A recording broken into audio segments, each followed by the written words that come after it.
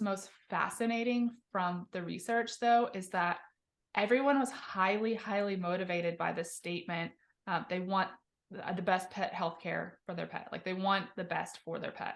So everyone felt like they could say, my way of doing it gets the best care for my pet, but their way of doing it is 3 different ways. So I think us as pet healthcare teams, we may have some difficulty saying that the person motivated by convenience or cost is providing the best care to their pet, but pet families don't see it that way. They really don't. Welcome to Peter and Phil's Courageous Conversations, a podcast addressing race relations and social issues in hopes that you'll be inspired to do the same. Now, let's begin our conversation with your hosts, Dr. Peter Weinstein and Dr. Philip Nelson.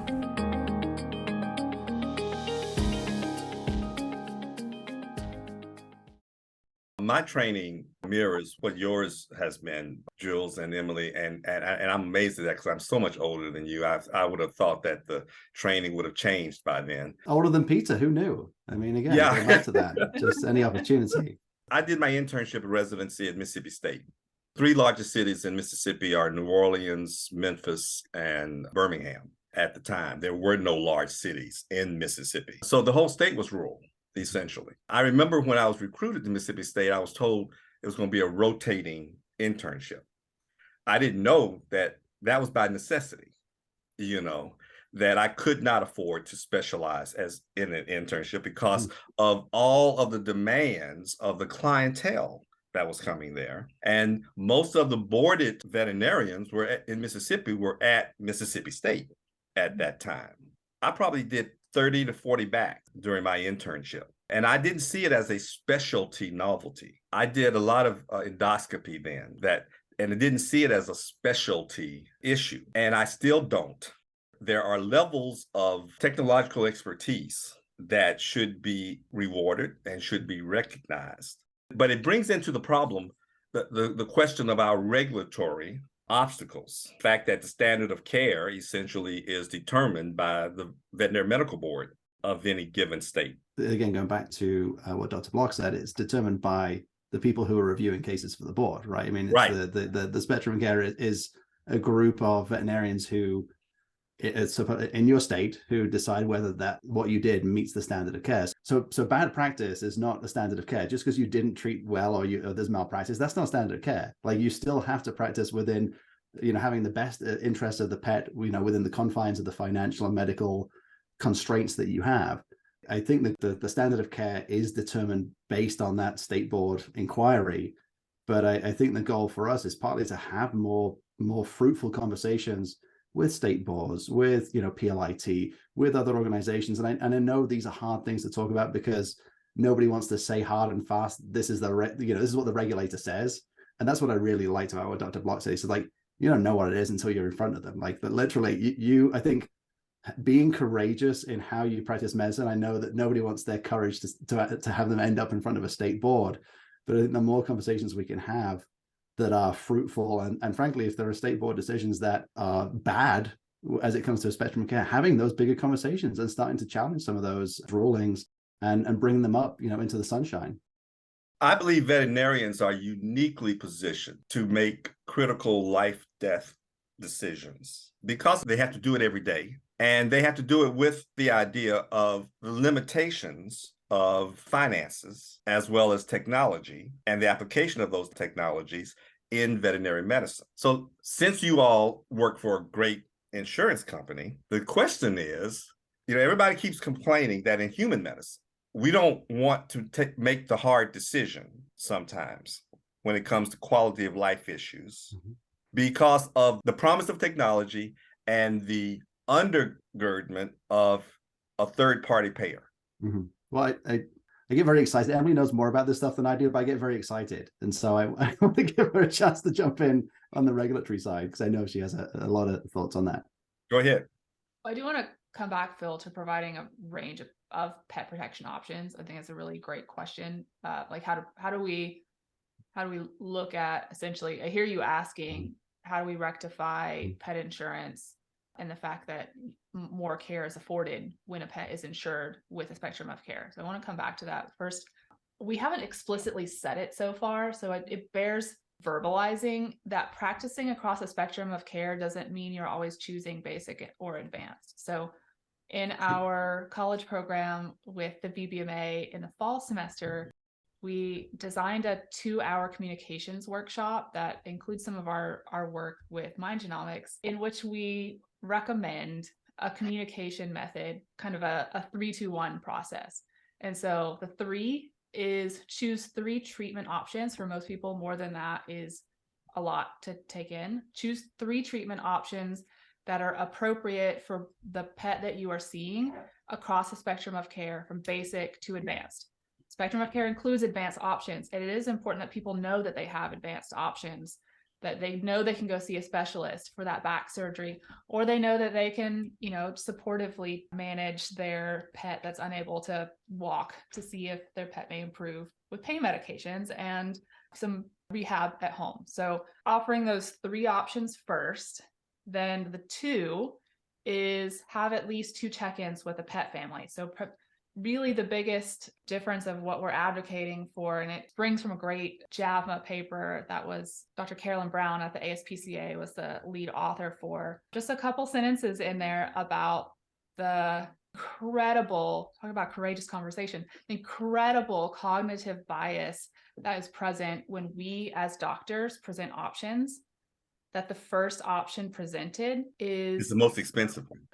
Well, if it's the most expensive one, no matter what it is, whatever comes out of our mouth first, there are multiple different biases that have been identified, mostly studied in human medicine. Either human patient or the pet family extrapolated to vet med is going to think that that is the best option because you're presenting it first. Whether it is the best one or not, they're going to read from us that it is best. And so we advocate for, can talk a little bit about our research about trying to figure out what is the best fit for pet families, not just based on their finances. We advocate for choosing the option based on everything you've discussed with them already about their situation, of those 3 basic to advanced treatment options, which one is best for them, and presenting that first, not the most expensive, which is how pretty universally most of us are taught to present treatment options right now, and checking in with them multiple times. We're not trying to make assumptions. Is this the right option for you? Make sure they understand what other options exist. And then to the conversation we've had about legal and regulatory pieces, that conversation needs to be documented, that you have discussed all of the options with them. And then the one is, your medical record does need to exist. Isn't there another approach, Emily? The approach you're recommending I find acceptable, except for one thing, and that is you're still resting on the potential bias of the caregiver, of the veterinarian.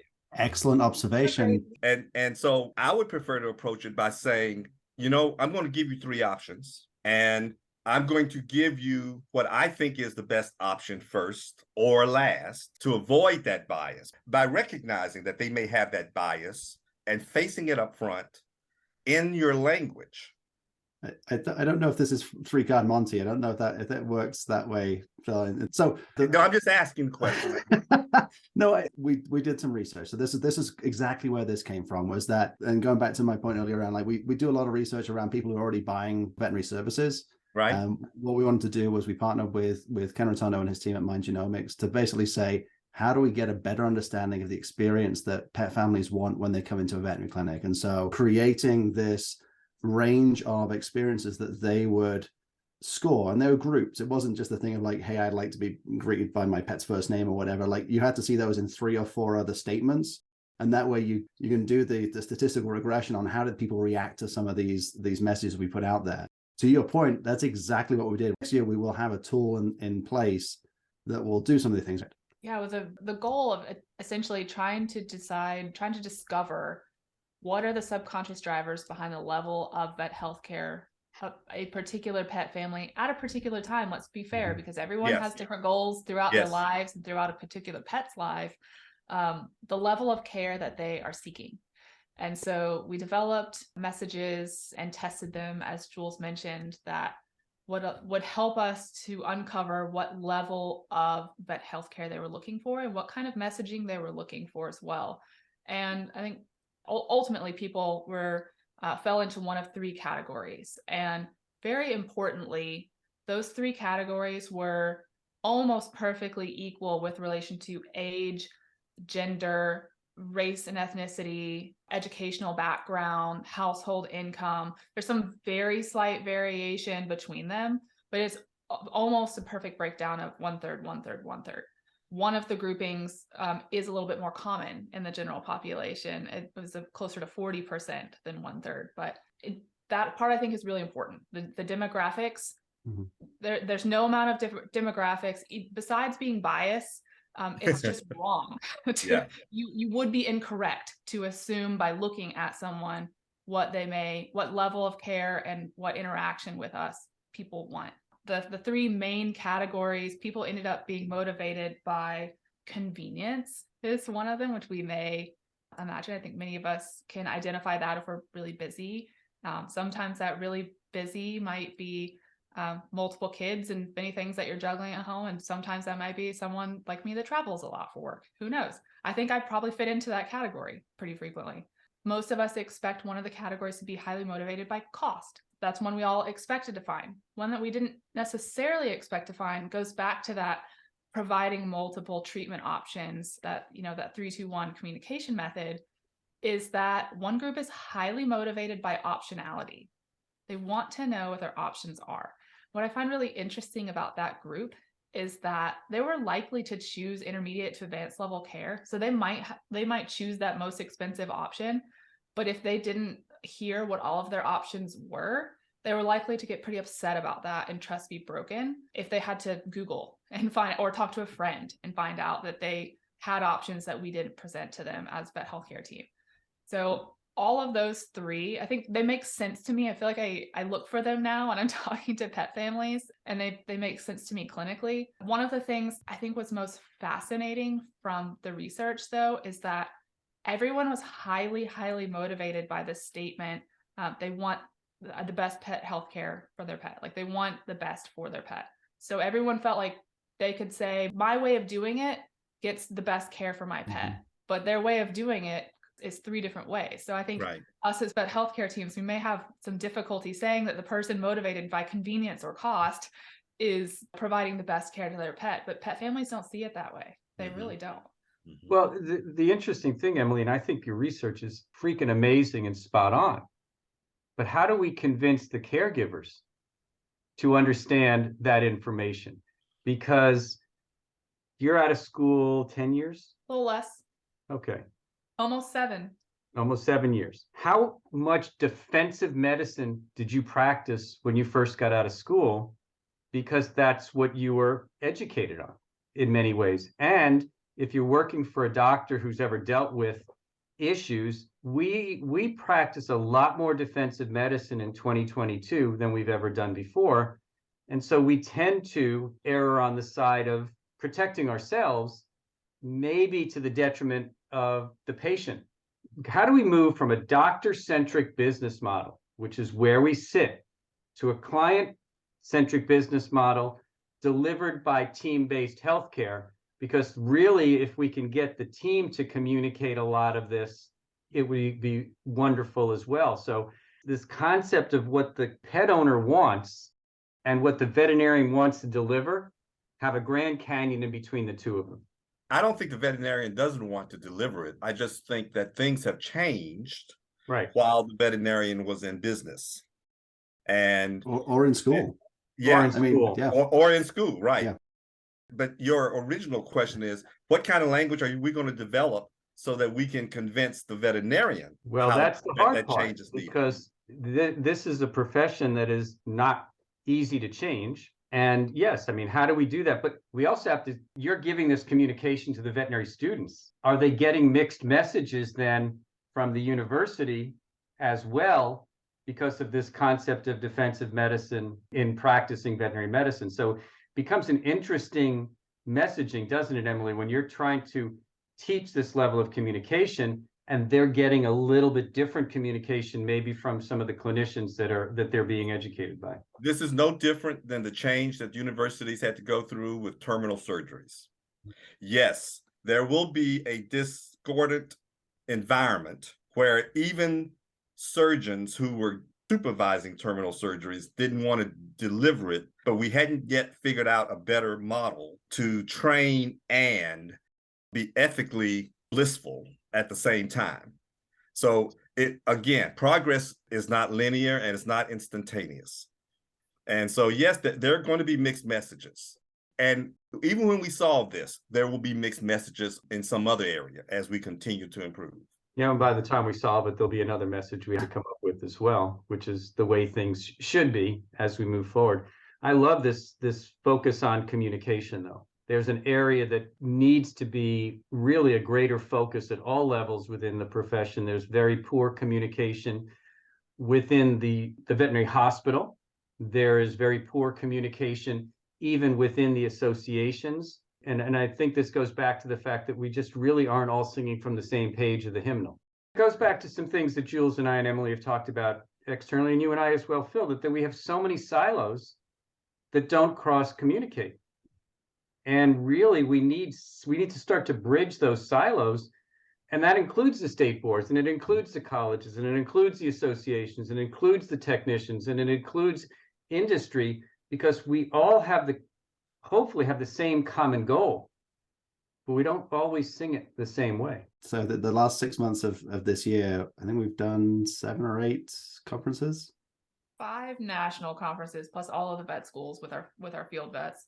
You and I have stood on a stage together and delivered this. So, I mean, I think we've talked about our experiences of seeing the transformation we see in audience members. Why don't you talk a little bit about that, Emily? Because I think delivery is one thing, but their receptivity is something else. And I can speak a little bit from the student perspective too. So we partners with American Association of Veterinary Medical Colleges. They're doing some really cool work. Julie Noyes is leading a team focused on competency-based learning around spectrum of care. Sponsored by the Stanton Foundation, who are putting a lot of money into spectrum of care at the AABMC, the Ohio State University.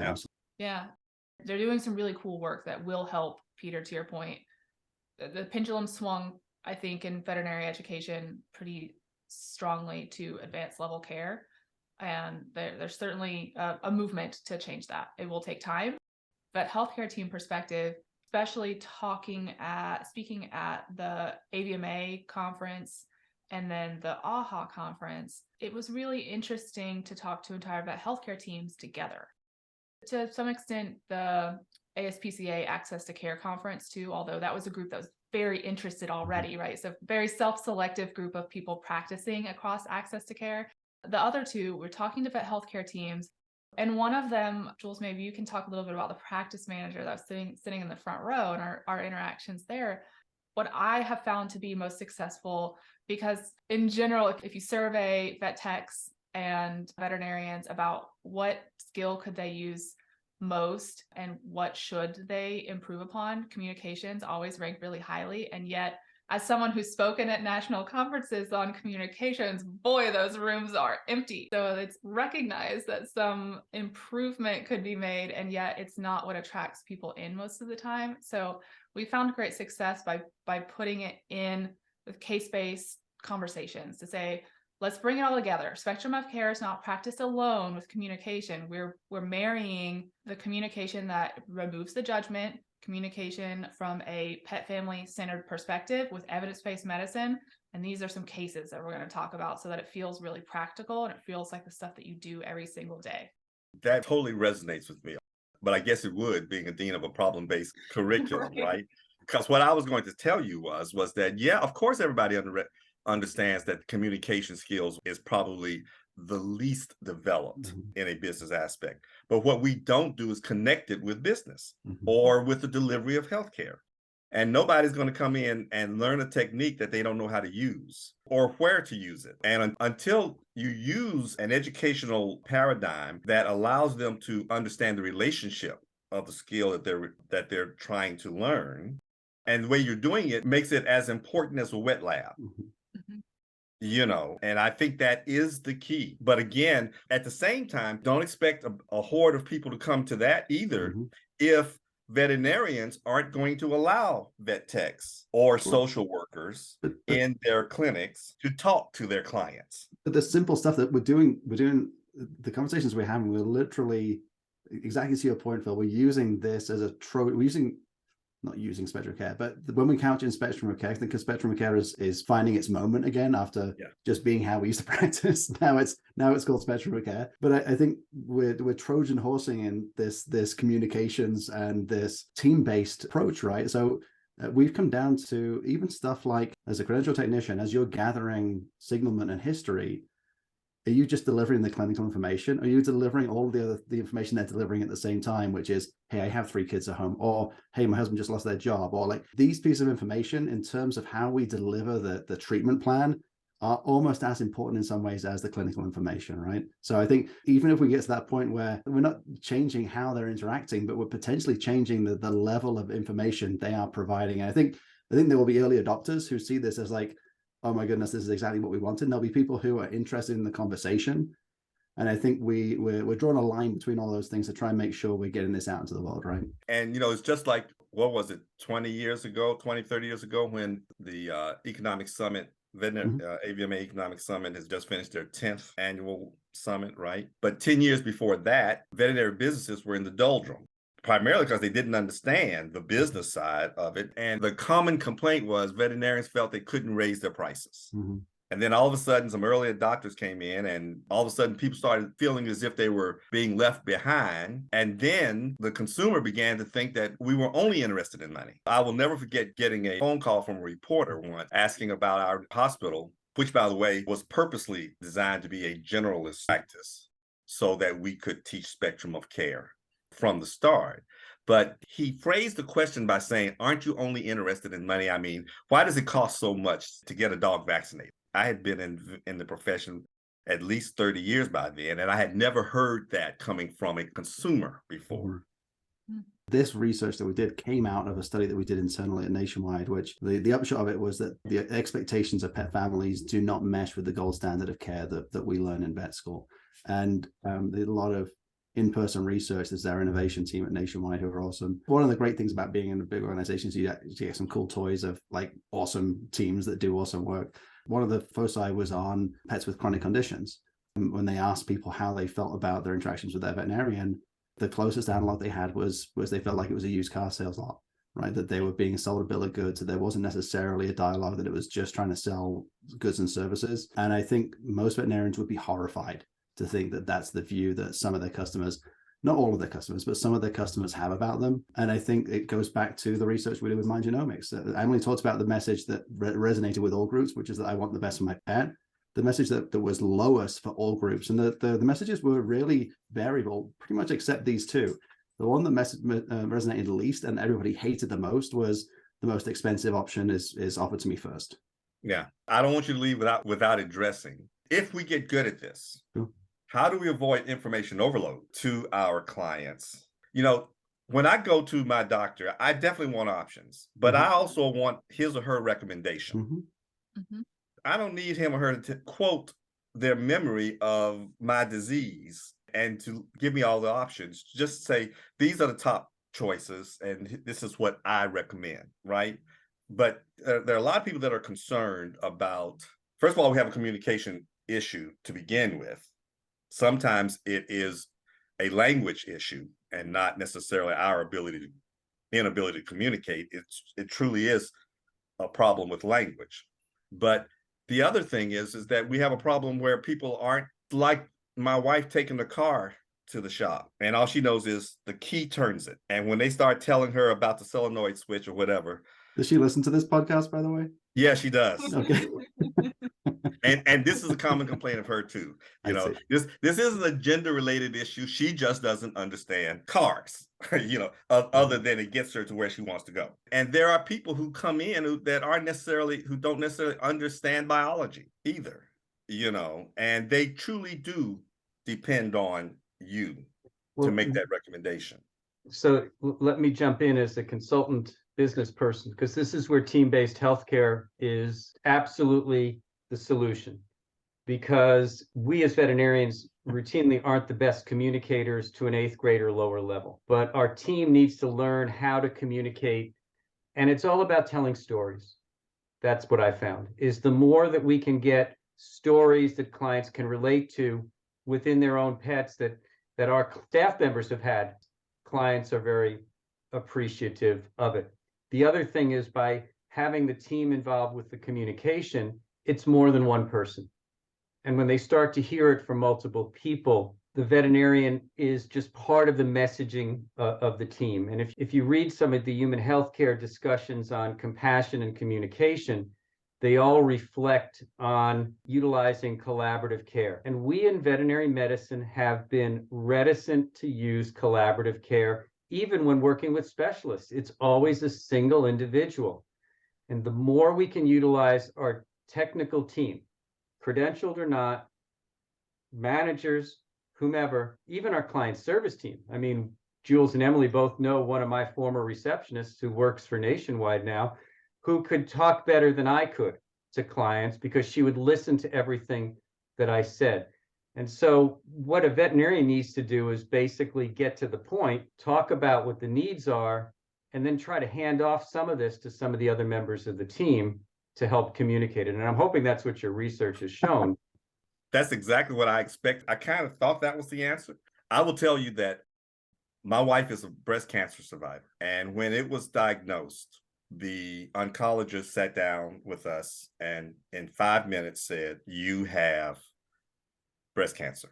Mm-hmm. And these are the tests we're going to do to determine what type of breast cancer you have." And then he said, "Now I have to go and look at another patient." Then they sent us to another room where a nurse practitioner sat down with us for an hour and explained the types of breast cancer that it could have been, what the tests they were going to run was meant to do, and when they were going to contact us after they ran those tests. It was the most educational experience I've ever had in a personal way. Mm-hmm. 3 days later, I asked my wife, "We're supposed to be getting the results tomorrow, right?" And she said, "I have no idea." Mm-hmm. Yeah. Because everything that nurse practitioner said just blew over her. Everything after breast cancer. Yeah. Because all she heard was cancer. Yeah. Dr. Tincher is our expert in the principles of adult education, and the other area that comes into this, and it speaks exactly to your point, Phil, is clinical empathy. Yes. It's understanding when to share this information as much as how to share this information. Potentially even more basic than that. Sounds like that was a really critical role for you, and certainly in emergency cases, like that's another time where like sometimes the check-ins with people, like, is now a good time to talk about this more. I've gotten some crazy answers of like, "Well, no, I'm on the way to a funeral right now." I'm like, "Well, I'm so glad I asked." Like, like, call me back later.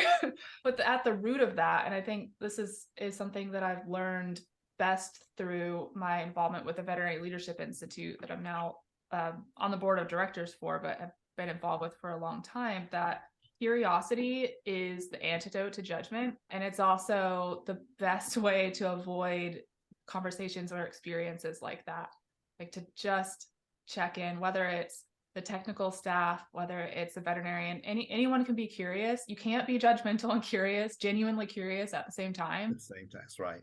But that check-in of, back to your question of how do we avoid information overload? Everyone doesn't want to be communicated with in the same way. Some of the additional pieces of our research show that some people are really motivated by evidence-based medicine. They want to hear about what are the odds, what can I tell you about what might happen, and other people, they don't really care about that, but they need clinical empathy, to Jules's point. Like they need us to tell them that they're doing the best for their pet, even if they're choosing the most basic care option available.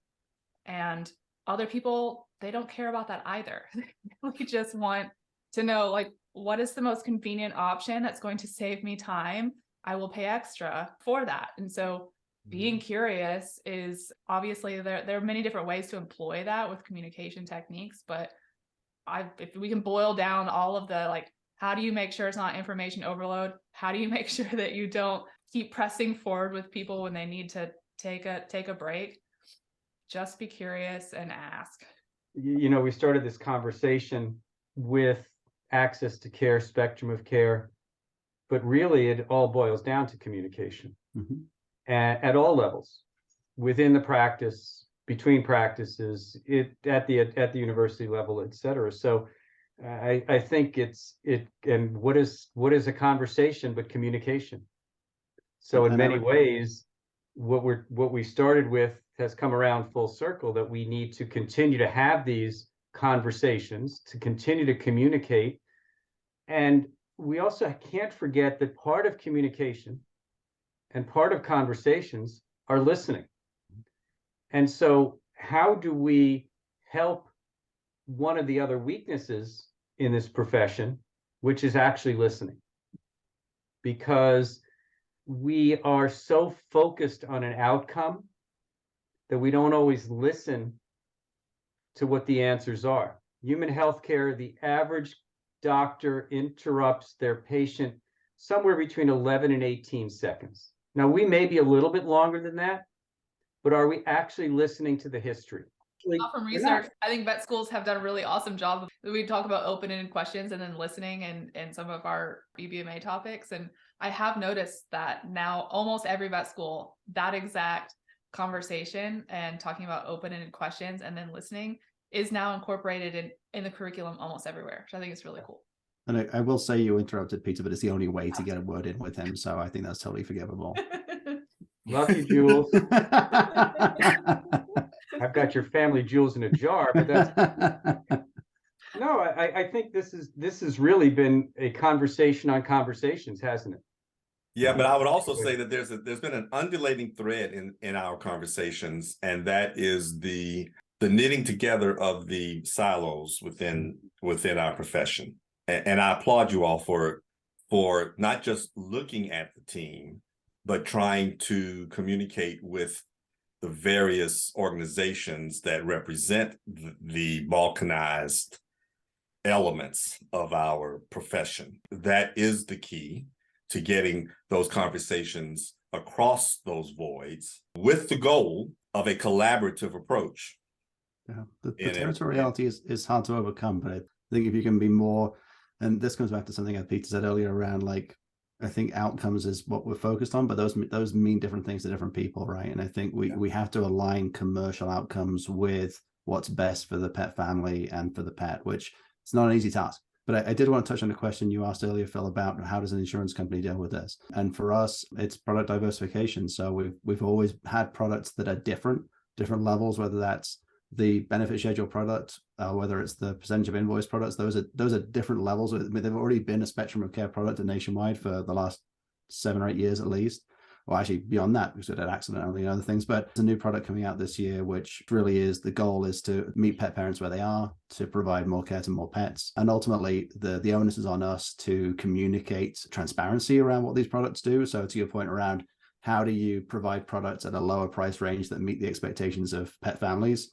I don't think it's easy. We're going to continue to learn as we go along this path, but to be able to provide transparency, to be able to provide people with whether those are remote solutions, whether those are hybrid solutions, whether those are solutions to clinics that will best suit their needs. Like, I think there are a range of options as we look at this, that it's going to be an exciting, I think the next 3 to 5 years is going to see some real change in our space. So we're excited to be here. There was an undropped shoe in that question that essentially said, and how do we do that without creating absolutely human healthcare model? Yeah, the downside healthcare model. Yeah, absolutely. As you guys know, I worked for Nationwide when it was veterinary pet insurance 20 years ago. And the barrier to the ultimate success of pet health insurance in the United States is not the consumer. Mm-hmm. It's the veterinary profession. So how do we start to turn the Titanic away from the iceberg if we can't get the veterinary profession to be an advocate for pet health insurance? Because neutral is like being negative when it comes down to it. And I spent many years within Nationwide trying to convince my colleagues that this is a good thing. Mm-hmm. And we still have the same barriers, even, and I will defer to Emily as the junior member of this coterie, of how much education do the veterinary students get about pet health insurance? Because again, if we're educating once they're out, they've been influenced by whom they work. We need to influence them before they get out so we can have a piece of clay that can be molded. So that's, to me, the thing that I worry about is you guys can come up with a great product, but are we going to shoot it down? I would say yes, and I mean, I only can speak to certainly the school experience, but I had a really good conversation with actually a practice manager at VHMA, one of the summits this year. Came to me with like kind of, your view of like, hey, I think, pet insurance is going to save our profession. It's going to help us do all the advanced surgeries and everything else. I'm like, okay, let me posit a different view. And I kind of went down the road of spectrum of care and said, look, how about if there were a diversity of products that would meet more of your clients where they were, elevate the level of practice across a much wider range of clients? And how would you feel about that? And he's like, I said, I don't think I've ever been talked out of like the high end of pet insurance and felt better about it. Like, I think practitioners and veterinary healthcare teams are ready to embrace differences in this. 10 years ago, if we talked about where you were there, probably, Peter, at the 1-800-PET-MEDS conversation at NAVC, where our profession was vehemently opposed to anyone playing in the space around prescriptions.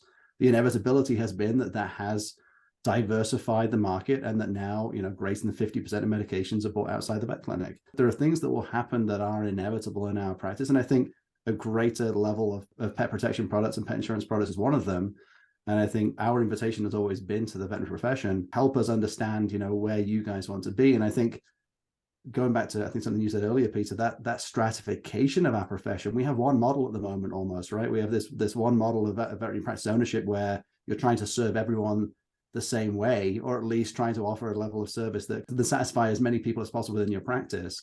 I think we have this opportunity to diversify our models. And I think that's what's most exciting to me going forwards. How do we create opportunities to build in transparent pet protection solutions at multiple different levels and at multiple, parts of the pet health journey? So that's why I get out of bed in the morning most times. Sometimes I don't get out of bed in the morning and just cry, but I think that's the exception rather than the rule. Benefit of working from home is you can briefly, the education about pet insurance at a student level, Peter, it kind of goes full circle. Your initial question about how did we end up here at Nationwide, some of the part that I left out is I was very involved with the Veterinary Business Management Association, student-run organization as a student, and that's when I got to know Nationwide. Nationwide has been was a founding sponsor of the BBMA, and this and very, very soon will be in our 20th year of sponsorship. And that means for 20 years we've been educating. Long before I was around, Dr. Carol McConnell, previously mentioned, was visionary to say, yes, this organization should exist, and we're going to participate in the education of vet students. And I think that's contributed significantly, in my opinion, certainly in my personal experience, to just demystifying and making it not seem like pet insurance is terrifying. We talk to all of the vet schools in the US every year, each semester, and just talking to them about what transparently, we try and keep it as basic as possible so that it's understanding, just transparently talking to them sometimes, not every time, but sometimes, about what pet insurance is and how it can help just pets receive more care. I think part of why we don't see as much, at least I would say the last several years, and I have not felt this way through my interactions as a student with Nationwide, that I don't find pet insurance to be threatening to most students. They're interested, and we don't often get the question that you asked, Phil, about is pet insurance going to be exactly like human health insurance from younger generations. That tends to be something that we hear from vets that are older and have been out for longer. Maybe because our generation is much more familiar with the side effects, if you will, in human medicine. And so I'm okay with the fact that you don't get it from the younger generation. The danger is still there, I think. It's just important that we are aware of the potential pitfalls, that could occur. I agree with Peter. That's not our major obstacle right now. We have a long way to go before we are even threatened by that.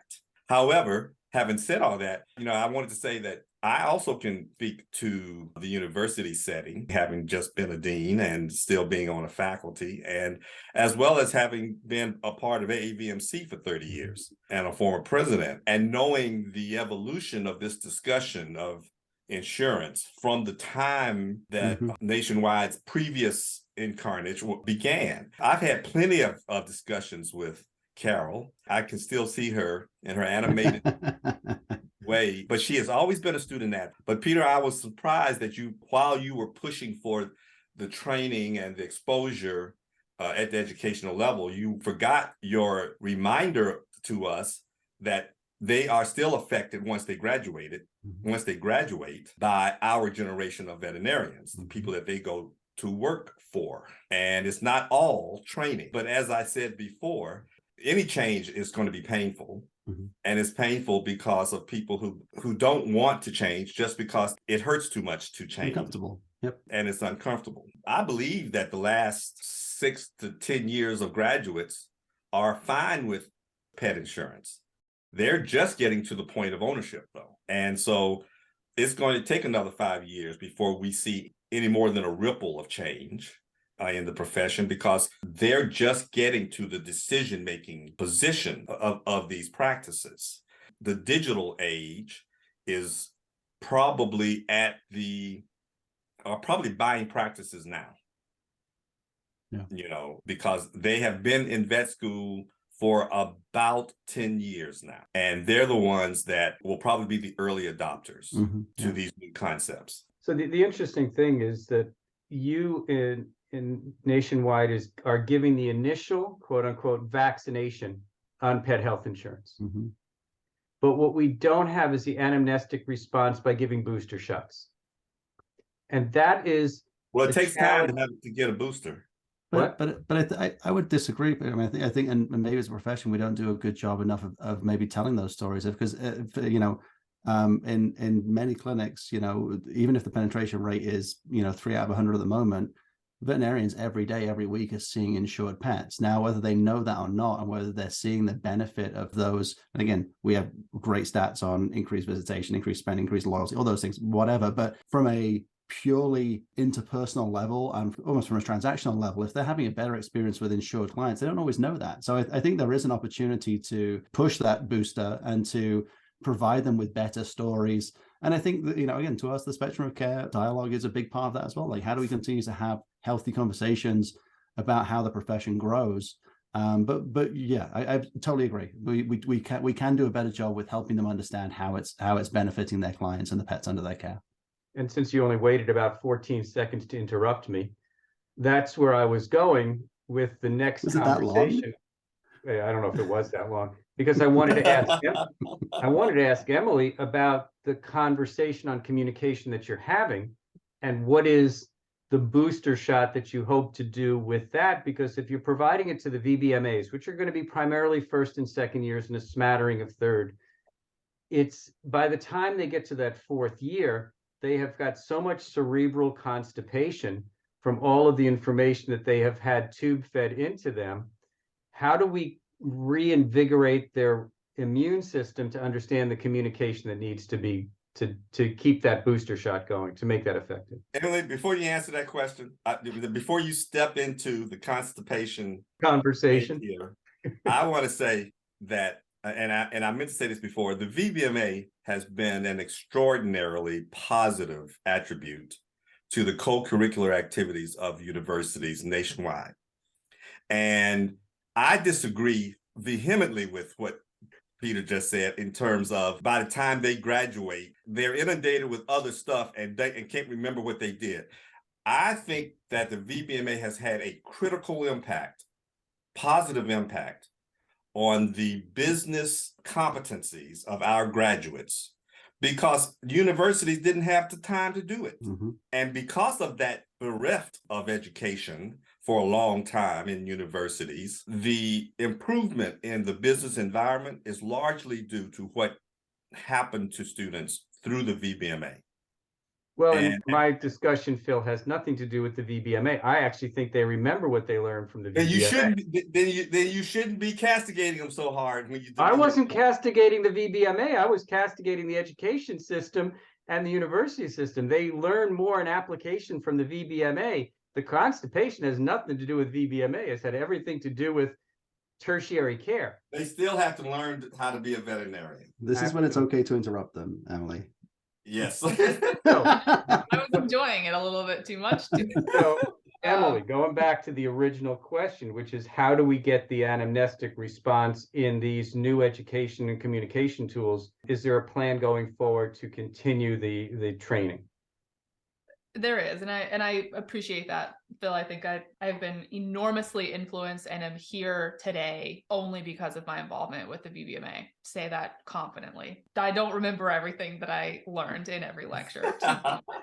So I think it's what we already have planned. So our research, we've had many requests at this point, having shared it at conferences. I've gotten multiple emails in the last few months of when and where is this published so that I can use it. We do have plans to potentially publish, especially once we get a chance to put our tool, so our communications tool, out into the world, pilot it with vet practices, see what vet healthcare teams have to say about it, what's helpful, what's not helpful, and put these communications help. And it's not going to be magical. You're not going to, the goal is to help identify which grouping pet families fall into. We're still going to have to do some work to communicate with them.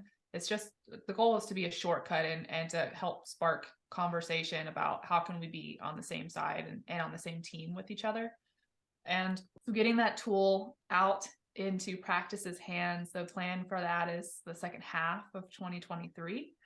And then we'll kind of see from there. But the plan is to continue talking about it and receiving feedback we'll be speaking at both VMX and WVC about our spectrum of care work, and specifically our communications research as well. By the way, Emily, as you know, I'm a huge advocate for the VBMA, and I will actually be replacing you on the VBMA board next year as their national advisor. I'm very grateful for your tenure in helping the VBMA over the many years. Are you sure that you guys don't want to go another round on Peter hating the VBMA? It was pretty entertaining.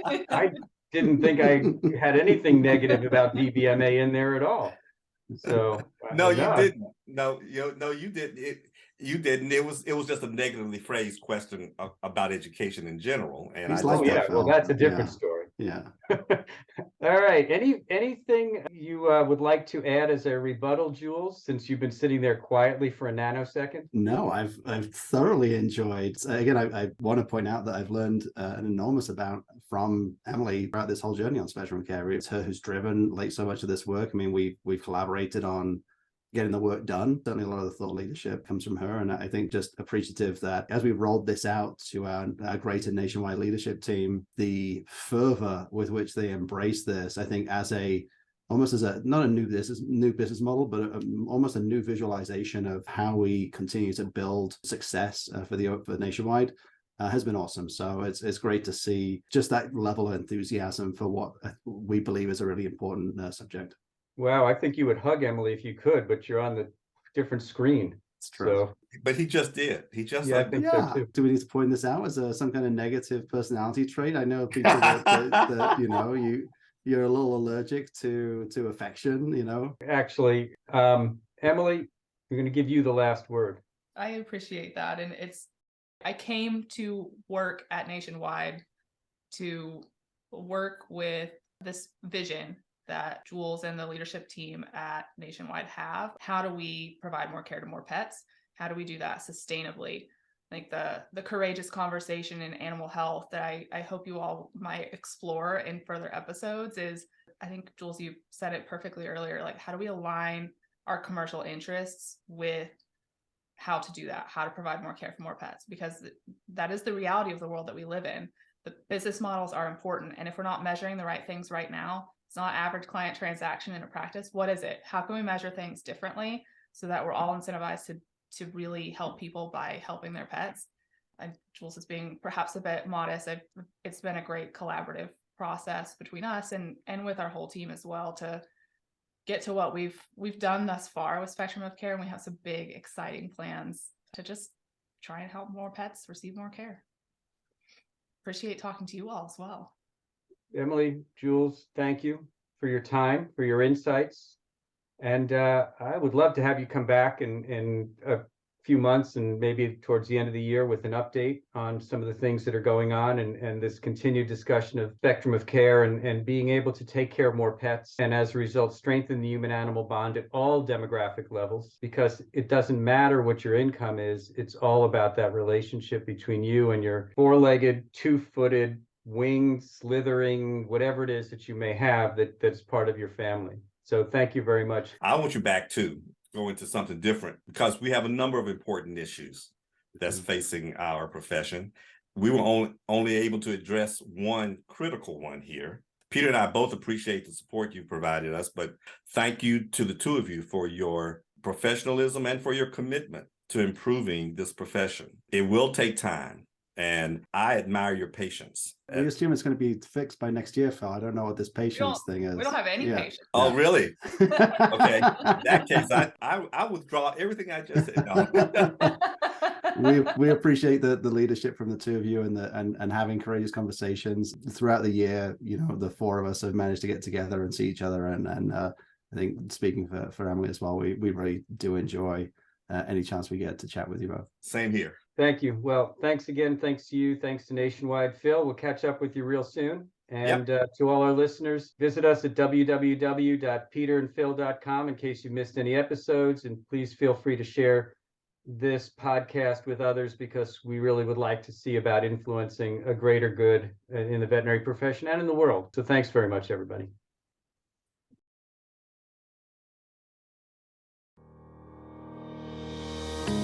Thank you for joining us for another courageous conversation. Be sure to follow us and check back next week for more.